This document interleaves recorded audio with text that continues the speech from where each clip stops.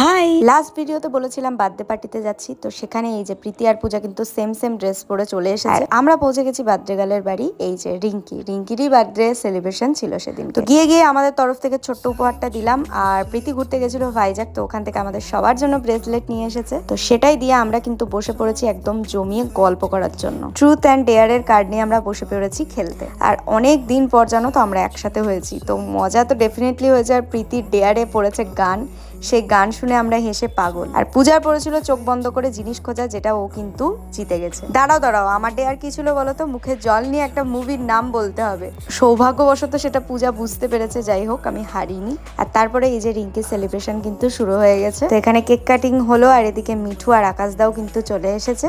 আর তারপরে আমরা বসে পড়েছি খেতে। আর মেনুতে ছিল আমাদের সবার ফেভারিট চিকেন বিরিয়ানি, তার সাথে চিকেন কষা। আর চিকেন পেয়ে প্রীতির মুখের গ্লোটা তোমরা দেখতে পাচ্ছ তো?